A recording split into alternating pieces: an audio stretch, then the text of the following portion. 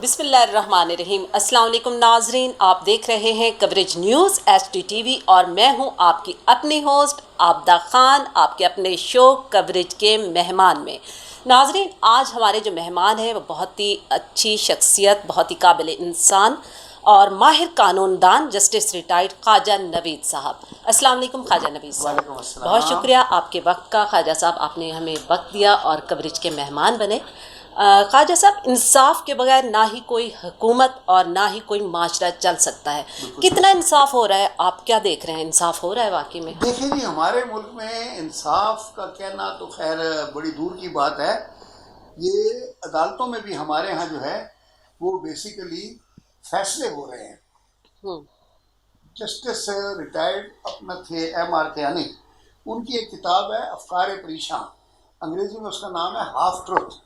अपनी किताब में लिखते हैं कि मैं सेशंस जज था और मेरी अदालत में सुबह सुबह एक केस आया लाहौर में, तो वो ज़ायदुल मियाद था, टाइम बार्ड। तो कहने लगे अपीलेंट इन पर्सन पेश हुआ, तो मैंने उसे बताया कि आपका जो अपील है ये टाइम बार्ड है, लिहाजा खारिज की जाती है। कहने लगे कि उसने बड़े गुस्से से कहा कि ये तो कोई इंसाफ ना हुआ। कहने लगे मैंने उसको डांट दिया, वो चला गया। लेकिन जब वो चला गया तो मैं देर तक सोचता रहा कि अदालतों में बैठकर हम इंसाफ तो नहीं फैसले कर रहे हैं। तो बात यह है कि अदालतों में इंसाफ नहीं होता, अदालतों में गवाहियों के बेसिस के ऊपर फैसले होते हैं। अगर दिन दिहाड़े कत्ल हुआ है, सारी दुनिया ने देखा है, लेकिन सेशन जज के पास अगर गवाही नहीं आई, सेशन जज मुल्ज़िम को बाइज्जत बरी कर देगा, लोग कहेंगे इंसाफ नहीं हुआ। तो भाई इंसाफ जज साहब कहाँ से करेंगे? जज साहब इंसाफ करने नहीं, फैसला करने बैठे हुए। तो उन्होंने फैसला कानून के मुताबिक किया है। क्यों कि हमारे पास ये 1899 का क्रिमिनल प्रोसीजर कोड है, वो 1800 दूसरा, वो भी उसी साल का ही है, वो CPC है। तो गेम के रूल्स बने हुए हैं, हमने उसी गेम्स के अंदर अंदर रहना है जी। हम आप ये समझ लो कि हम मौत के कुएं में मोटरसाइकिल चला रहे हैं, अच्छा अंदर ही घूम रहे हैं, और आप समझते हैं कि कोर्टों में इंसाफ हो रहा है, कोर्टों में फैसले हो रहे हैं। इंसाफ अल्लाह की ज़ात करेगी, इंसाफ वहीं पे होगा। बाकी कोई हो जाए इंसाफ अचानक या हादसाती तौर पे तो वो अलग बात है। बाकी जज जो है वो रूल्स के मुताबिक, CPC के मुताबिक, CRPC के मुताबिक, कानून शहादत के मुताबिक फैसले करते हैं और उनकी ड्यूटी भी यही है। अच्छा ख्वाजा नवीद साहब, ये बताएं कि पहला केस आपको याद है कि आप जो पहला केस मिला हो, आपको उसमें कामयाबी हुई, क्या फीलिंग्स थी उस वक्त? भाई बहुत बड़ा केस मिला और 1975 में मैं एनरोल हुआ और उसी साल लियाकताबाद में मंजूरा और उसके 4 बच्चों का कत्ल हो गया। लियाकताबाद नंबर 3 में हंगामा मच गया और लियाकताबाद जनाब उस वक्त कराची भी इतना बड़ा कराची नहीं था जितना बड़ा आज आपको नजर आ रहा है जी। तो पूरा कराची समझो बंद हो गया। और फिर क्या हुआ कि एक दिन अचानक शाम को 6 बजे पुलिस ने ऐलान किया कि एक 17-18 साल का लड़का शहजाद उर्फ पप्पी कहने लगे जी कि उसने जुर्म कबूल कर लिया है। तो जो मीडिया था पूरे अखबार वाले परसू कर रहे थे, उन्होंने कहा ये झूठा है, ये थाने वालों ने अपनी जान बचाने के लिए जो है इसको कहा है कि तुम जुर्म अपने सर ले लो ताकि ये मामला जो टल जाए। क्योंकि अफवाहें चल रही थी अखबारों में कि अगर आज रात तक नहीं पकड़ा गया मुल्ज़िम तो जितोई साहब थे चीफ मिनिस्टर, तो उन्होंने वार्निंग दी हुई है कि कल तक जो है ये थाना लालू खेत पूरा डिसमिस हो जाएगा। तो ये कहानियाँ थी। तो वो मीडिया वाले सारे लड़के जो यंग थे, वो मेरे दोस्त थे जी। वो कहने लगे कि ख्वाजा साहब आपने इस आदमी को डिफेंड करना है, ये बेगुनाह है। मैंने जी वकालतनामा लगा दिया फ्री ऑफ कॉस्ट। बल्कि मुझे याद है सस्ते ज़मानों में मेरे आउट ऑफ पॉकेट वो कॉपियाँ शॉपियाँ निकालने के काफ़ी खर्चा हो गया, लेकिन देयर वाज नोबडी टू पे मी। और उसके बाद उस केस में पहले तो सेशंस जज था अली अहमद जुनेदी, उसने सजाए मौत दी और मैंने उसकी हाई कोर्ट में अपील लगाई। तो हाई कोर्ट में जी 2 जज थे बड़े स्टॉलवर्ट, अब्दुल कुरैशी साहब बाद में चीफ जस्टिस बने, 7 साल तक रहे, और दूसरे थे GM शाह साहब, वो उस वक्त क्रिमिनल साइड के सबसे बड़े वकील थे और वकील से जज बने थे।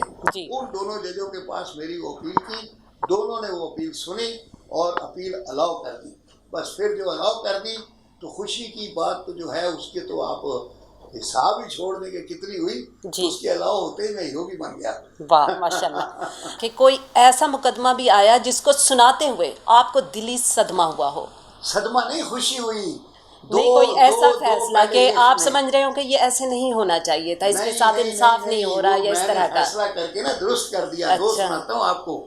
मैं पाकिस्तान का वाहिद वकील हूँ जिसको हार्वर्ड लॉ स्कूल ने एज ए की नोट स्पीकर इनवाइट किया 45 मिनट की स्पीच के लिए। की नोट स्पीकर और टिकट दिया, पाकिस्तान से बॉस्टन गया, हार्वर्ड लॉ स्कूल में शेरेटन में ठहराया उन्होंने 2 दिन और वहाँ मैं तकरीर करके आया।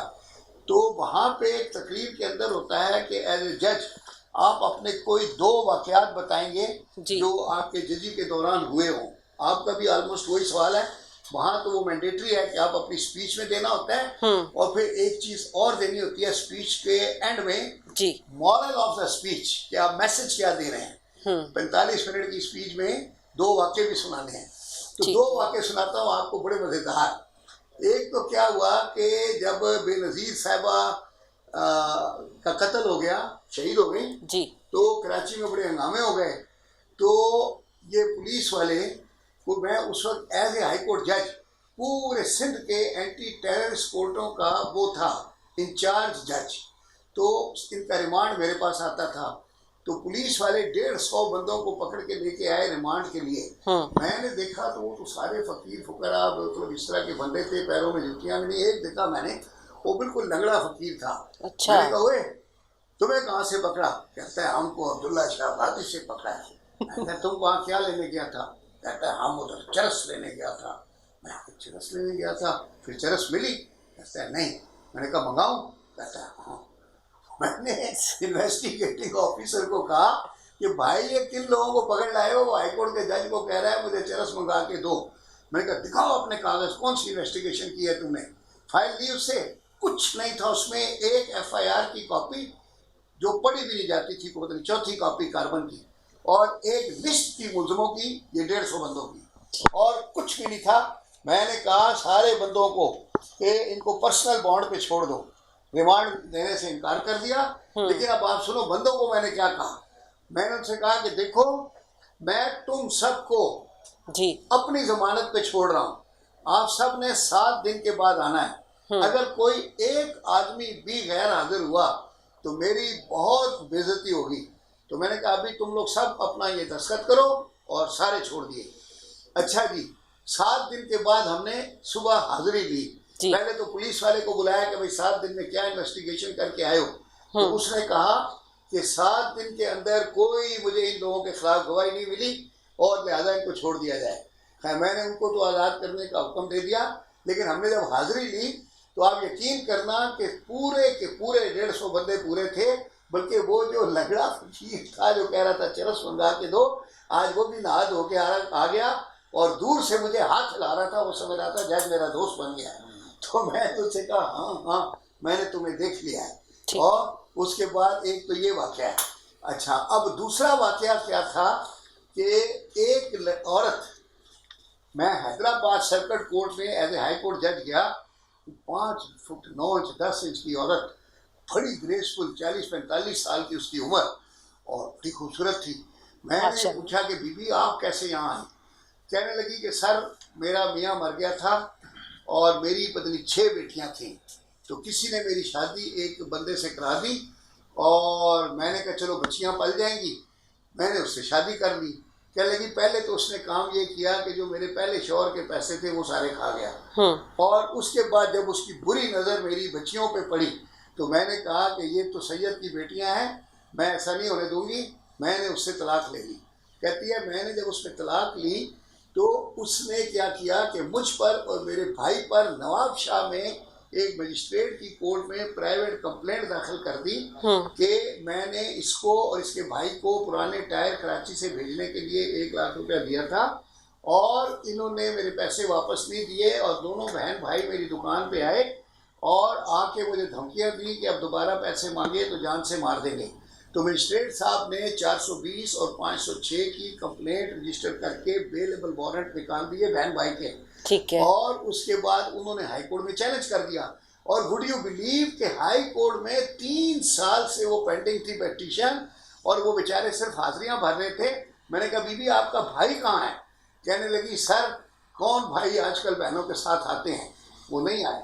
मैंने कहा कोई बात नहीं, नहीं आया, हम केस चलाते हैं। मैंने पूरा केस सुना, मैंने वहीं फैसला लिखना शुरू किया। जब पूरा फैसला ओपन कोर्ट में लिखवाया तो मैंने उस औरत को उर्दू में समझाया कि मैंने कहा बीबी आपको और आपके भाई को बरी कर दिया है, और जिस मजिस्ट्रेट ने आपके और आपके भाई के वारंट निकाले थे मैंने उसका शो काज नोटिस इशू कर दिया है। वो जजमेंट भी इस किताब में दी हुई है, ये जो बुक है इसके अंदर है। तो इस किताब के अंदर ये जजमेंट भी थी। ये मैंने हार्वर्ड में सुनाया किस्सा, बल्कि वो हार्वर्ड में तो जब मैंने सुनाया तो एक वो आगे बैठी हुई थी कोई औरत प्रोफेसर, वो किस्सा सुन के रोने लग गई। अच्छा। उसके आंसू आ रहे थे, ऐसे सेंसिटिव लोग हैं अमेरिका में। तो ये किस्सा सुनाया मैंने और मैंने उसको छोड़ दिया। और जब मैंने कहा ना कि जिस मजिस्ट्रेट ने आपके वारंट जारी किए थे मैंने उसका शो काज नोटिस इशू कर दिया, तो वो हैदराबाद का जो कोर्ट है वो बड़ा लंबा हॉल है, कोर्ट रूम, तो उसमें वो 200 करीब लोग बैठे थे, सब ने एकदम तालियां बजानी शुरू कर दी। मैंने उनको रोका, मैंने कहा कोर्ट में तालियां नहीं बजाते।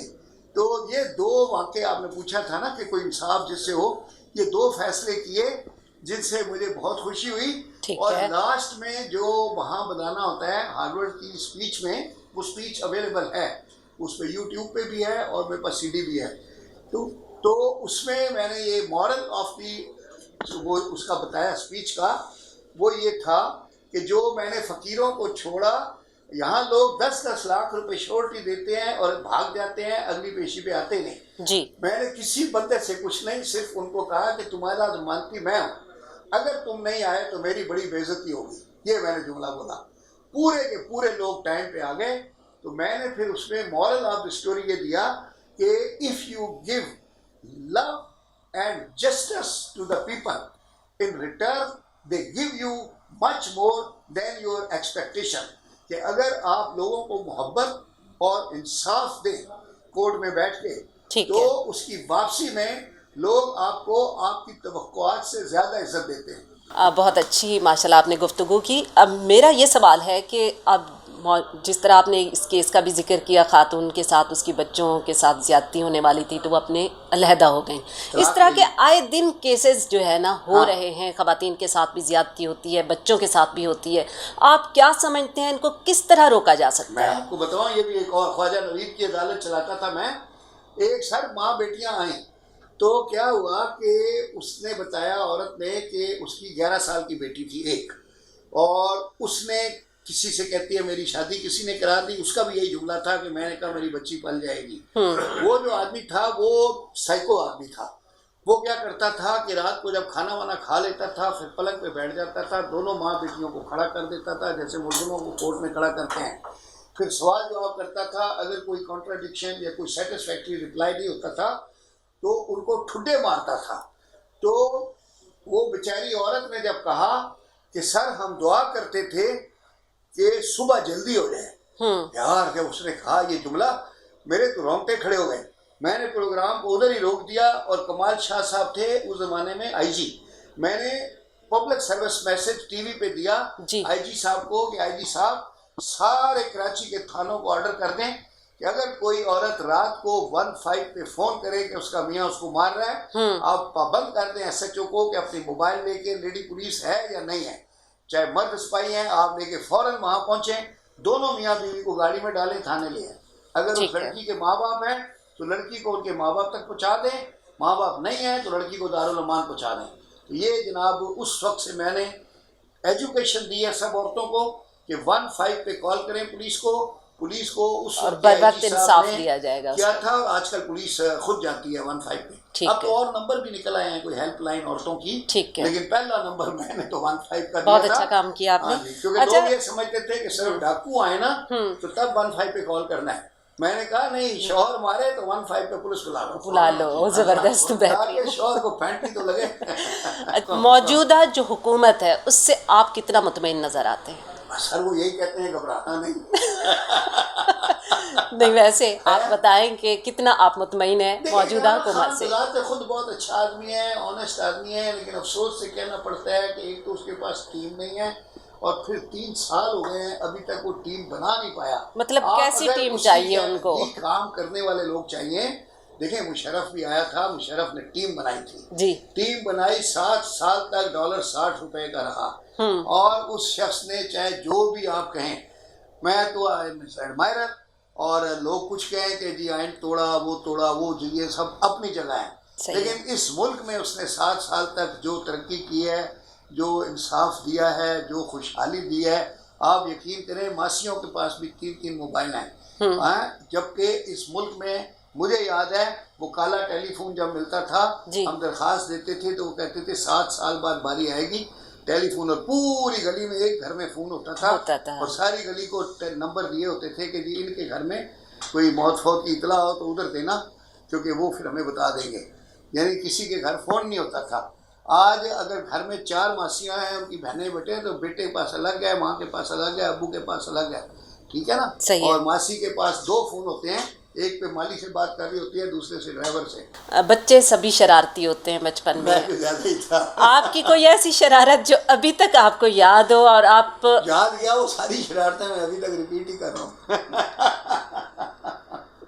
अभी रुकी कहाँ? नहीं, कोई ऐसी शरारत जो अभी तक याद हो? मेरा बचपन अभी गया ही नहीं। ठीक है, बहुत शुक्रिया ख्वाजा नवीद साहब, आपके वक्त का, आपने हमें वक्त दिया, आप कवरेज के मेहमान रहे, हमें बहुत खुशी हुई, बहुत अच्छा लगा। और आखिर में मैं चाहूँगी जी, आखिर में मैं चाहूँगी कि आप अपने चाहने वालों को, अपने पाकिस्तानियों को पैगाम दे दें कोई अच्छा सा कवरेज के प्लेटफॉर्म से। हाँ जी, देखिए पैगाम तो बस यही है कि खुश रहें, अपनी ज़ात से किसी को तकलीफ़ ना होने दें। बाकी देखें, दौलत, गुर्बत, ये सब चीज़ें जो है ना, ये आनी चाहिए। एक अल्लाह ताला से सिर्फ सेहत के लिए दुआ करें कि आदमी कंगला भी हो ना और सेहतमंद हो तो रात को नींद बड़ी अच्छी आती है। और अरबपति हो तो सारी रात करवटें बदलता रहता है अगर बीमार हो तो बस एक अल्लाह ताला से सेहत की दुआ करें। आजकल कोविड भी फैला हुआ है, अल्लाह दुश्मनों को भी महफूज रखे, हमें भी महफूज रखे और दोस्तों को भी महफूज रखे। तो आज के लिए पैगाम यही है कि खुश रहें और अपनी सेहत के लिए दुआ करें। बाकी दौलत अल्लाह देता है, जिसको देता है वो तो उसके अपने हाथ में है, बिल्कुल, वो भी अल्लाह सबको दे। बहुत शुक्रिया आपके वक्त का। नाजरीन, हमारे प्रोग्राम का वक्त ख़त्म हुआ चाहता है, आपकी राय का हमें इंतज़ार रहेगा। हमारे चैनल को सब्सक्राइब करना हरगिज़ नहीं भूलिएगा। देखते रहिए कवरेज न्यूज़ HT TV।